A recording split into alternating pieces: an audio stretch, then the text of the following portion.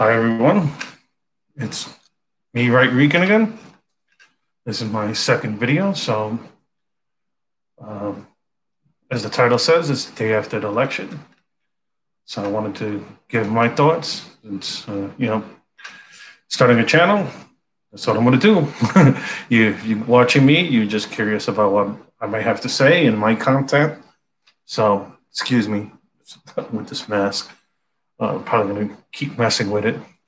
But I wrote down a list over here just because I wanted to be able to touch the points that I wanted to touch. And here it goes. First, let's be honest. It's not looking so well for us. Don't I don't have all the analytics. I don't have all the numbers. But as of right now, I'm filming this on the day after the election. It's about 8:30, 9:30. And so with that being said, it's not looking good. It looks like the only way Trump's path to victory is limited right now. The key right now is going to be Pennsylvania. We'll see where Pennsylvania is going. And with that being said, we just have to keep it real and just go and just go with the punches, go with the flow. At the end of the day, can't despair. Can't fear what's gonna go on next. The good thing is that we have gained 5 seats in the House, and that's a good thing. Man, that's not the order where I wanted to go with things. You know what? I have my stuff there. I have it all in here. This is what I want to say.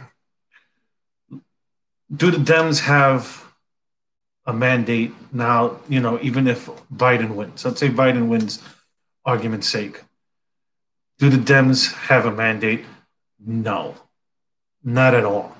This country is pretty much evenly split. You had, at the end of the day, Biden's going to have won by almost the same amount of the popular vote that Hillary won. So they're talking about 2 million people. Now they're going to scream and yell, oh, it's the world. It's 2 million votes. 100 in this election, we had I think it's about almost going to be about 150 million people voted, and the difference is 2 million. Let's be real. They lost houses in the seat. They lost 5 houses so far as of this filming in the House. It looks like most likely they're going to keep the Senate. So this election was not about Republican policy. What it boiled down to is Trump. His personality, whether you liked him or not, especially with the way the media portrayed him, every exaggeration was a lie. You could say, man, today was the hottest day of the year. Fact check. No, today wasn't the hottest day of the year. 2 days ago was the hottest day of the year. It's a lie. It's like, seriously? Really? You're going to fact check some stupid nonsense about him saying it's the hottest day of the year? Like, really? I never saw, never saw that in 8 years. I didn't even see it with Bush, and I wasn't a fan of Bush either. Back when Bush was first elected, I was still, I still had my eyes closed. I was still a Democrat. And it wasn't until, after 9/11 that I was, my eyes opened up. But with that being said, I wanted to go, I just went back to my list here. Like I said, that's not the way I wanted this way to go, but, I just wanted to get something out there, and wanted to, talk about that. I don't want people, my fellow, Trump supporters, my fellow conservatives out there, or just right-leaning, whatever you want to call yourself, just that you just don't want this country to fall into Marxism. Whether it's, whether you want to call it socialism or communism, it doesn't matter. It's still Marxism. It still comes from the same place. It's still an ideology that killed at least 100 million people in the last century. And the problem with it is, let's say it's going to be the Latino vote this year was key in, let's say, in Florida. It was key. It's going to be key here in Pennsylvania. It's going to be key. From what I'm hearing, there's a key in Arizona. It's going to be a key in Nevada, and these are states. These are battleground states. With that being said, I think Trump has showed you can't reach out in a different way. Not all Latinos are about, immigration's our number one issue. We want to work. We want jobs. For the most part, Latinos were religious. I am non-denominational, grew up Catholic. But with that, so we want to work. We're religious. We're close knit with our family, and that's not what communism is about. And Cubans and Venezuelans are the ones that drove the Latinos that drove the vote home for Trump in Florida. With that being said, I'm sad to say, but my people here, they, they overwhelmingly voted Biden, which I knew was going to happen because, look, we're emotional people. We go by emotion, and the sad thing about it is they got us. They got most of, my parents, my sisters, they all voted. They all voted Biden. I mean, I'm from New York. That's not a surprise. Um, but with that being said, they don't even know why they voted for Biden. If they voted for Biden, they voted for Biden because they were against Trump. That's it. And that's what this election boiled down to. It was against you. Were you either for Trump or against Trump? It wasn't really about Biden. And like I said, when it comes to the Latino vote, what I was talking about with the Cubans and the Venezuelans is basically uh, the Venezuelans and the Cubans. They know the horrors of socialism and communism. They know how bad it is. The problem with Puerto Rico is, yeah, we know the ups and downs of capitalism, which there is. I mean, it's a free market. Well, you know, it's not completely free. We have really a mixed market economy, not a complete free market. But with that being said, Puerto Rico knows the ups and downs of capitalism. I mean, at one point, I think 25% of the is it 25? But there's a large number of pharmaceuticals that was produced in Puerto Rico. Now Trump is talking about bringing them back to Puerto Rico, in terms of bringing it back to the U.S., which means jobs. And this is stuff. It's not only jobs; it's also geopolitical, where we need to stop relying on China for stuff, and we just have to, we have to do our own here. And I keep going on my tangents. That's me. With that, so like I said, Cubans, Venezuelans, they know the horrors of it. Puerto Rico, on the other hand, doesn't.